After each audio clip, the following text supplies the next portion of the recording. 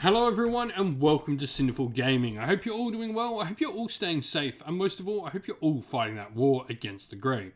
Today's video, we're going to talk start collecting Warhammer Age of Sigmar Warcry, and today we're going to take a look at the Corvus Cabal.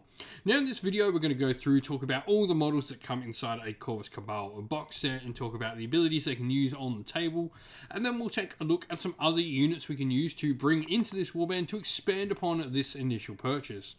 Finally, in the video, we'll give you a little sample warband list at the end of the video with 1,000 renown as its points for you to use as some inspiration for creating your own Corvus Cabal warband for Warcry.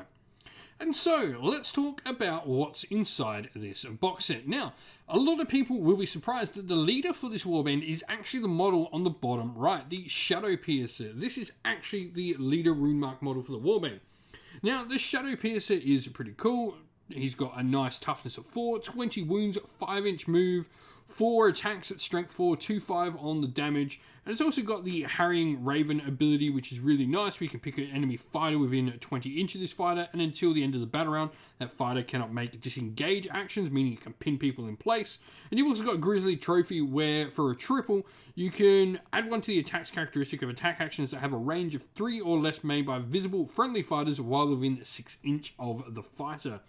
So a pretty cool leader. It can not only provide, some support to stop enemies being able to disengage, but can also provide support in making your other fighters better as well.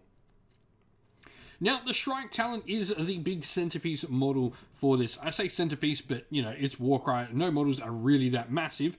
The Shrike Talon is pretty nice. 20 wounds, again, got the Agile rune mark, which means we're going to get sweeping attack for a triple. This fighter can make a bonus move action. In addition, if the fighter finishes its move within 3 inch or more of vertically lower than their starting position, they can make a bonus attack action. So you get a bonus attack if you jump off terrain, which is pretty cool. And you've got 5 attacks, strength 4, 2-4 on the damage, so a pretty nasty fighter. We then get 2 Spire Stalkers. You can see these are the models on the 28mm bases in the box set. Now, they have a toughness of 4, which is nice compared to the rest of the warband, 15 wounds, and then 4 attacks, strength 4, 2-4 on the damage.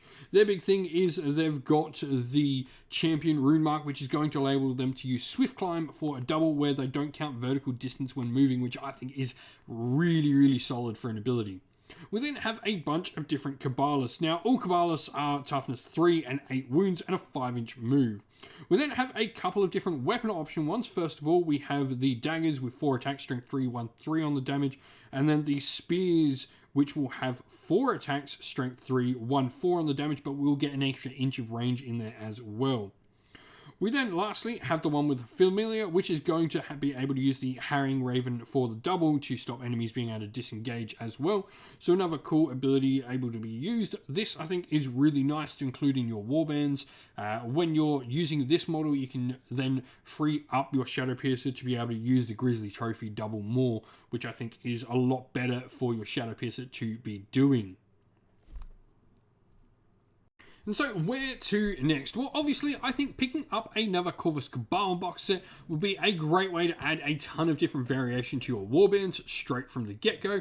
This will enable you to take additional heroes in an extra Spire Stalker if you want, able to take extra Shrike Talons, get you more of all the different miniatures you can include on the warband, from the Spire Stalkers to different ones if you're Cabalists and that's what you want. Just give you a really nice variety of models able to be used, and you can convert up all these different ones. So I think this is a solid next grab. But then also, let's start talking about allies. I think the Ogroid Myrmidon or the Fomaroid Crusher, either or, really add something to your warband, which can be a little bit flimsy. You are only toughness 4 and 20 wounds at max, and your Cabalists are really flimsy. Even your Spire Stalkers aren't particularly survivable with only 15 wounds. So I think something like a Myrmidon or that to be a nice big bullet magnet in your force is a really solid force. Not only that, but they do hit like an absolute truck. Ogroid Myrmidons have 3 attack, strength 5, 4, 8 on the damage, as well as having toughness 6 and 35 wounds. The Mindstealer Spherings I really like for a different reason, but first of all, 30 wounds, toughness 5 is good as well. 4 attack, strength 5, 2-5 on the damage is going to give you that little bit of punch. But you're also going to have the cool telepathic threatening double, where you pick a visible enemy fighter within a number of inches of this fighter equal to the value of this ability, and on a 3+ until the end of the battle round, that fighter cannot make move actions or disengage actions. Really able to add some more additional abilities to that control you can already do with those nice harrying ravens.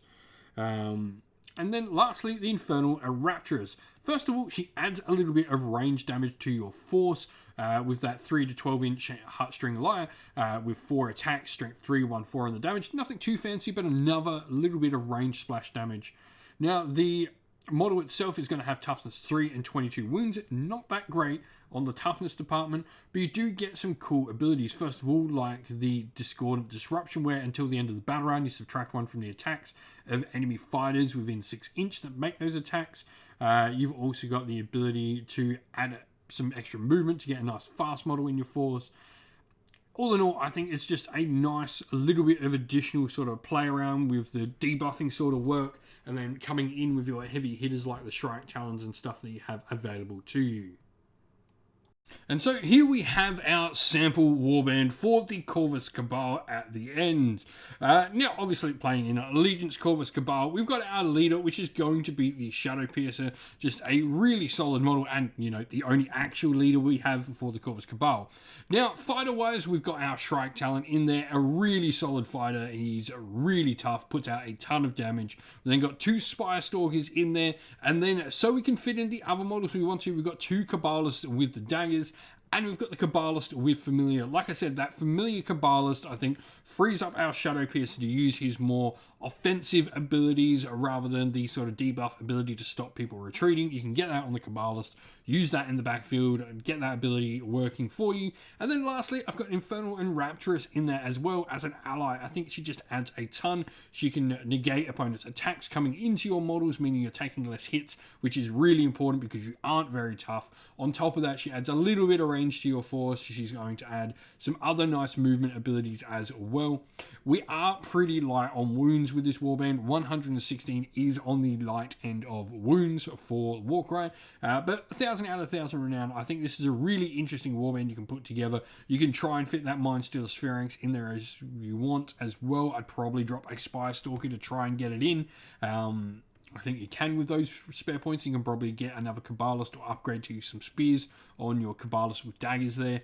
But all in all, this is a fun warband. I think the Corvus Cabal really have a lot to offer, especially with all the new stuff coming out for Warcry. They're going to be, I think, a really interesting warband to play in the future. If you've been playing with Corvus Cabal in Warcry, let us know how you've been going. Let us know what your favourite allies are to bring into the warband to add something they don't already do. That's the end of the video, everyone. Thank you all for watching. We hope you enjoyed it. If you did, please don't forget to leave a like and subscribe to the channel if you haven't already. Also, drop us a comment down below in the comment section and let us know what you enjoyed about the video and what you'd like to see more of on the channel. If you'd like to come chat more with me and other members of our little community here we have at Sinful Gaming, you can do so on our Discord server, which is linked in the video's description. Also linked in the video's description is our Patreon and YouTube members, where you can go to help support the channel and allow us to keep doing what we're doing. As a special thank you to our Patreons and YouTube members, we'd like to give them all a shout out. So thank you to our Patreons: Christian Weir, Soren, Greenskins Gaming, Kenny Lower, Outer Shot First, Andrew Bowen, Nathan Fee, The Rising 8, Q Dynamic, Anthony B, JJ Austrian, Average Wargamer, Domir, Mark Harvey, James Cater, Derek, and Giappi390. And to our YouTube members: Green Roots Gaming, Kenton Young, Ronya, Lock Lorick, The Johnny84, David Ellsworth, Wolfric Nick, Broken Chef, Ariana Edwards, Revenar, Pink Nico Fire, Robin Mankiller, and Monty's Tabletop Terrain.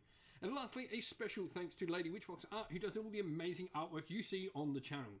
Thank you all for watching. Once again, stay safe, stay well, and most of all, keep fighting that war against the grey. Ciao for now, everyone.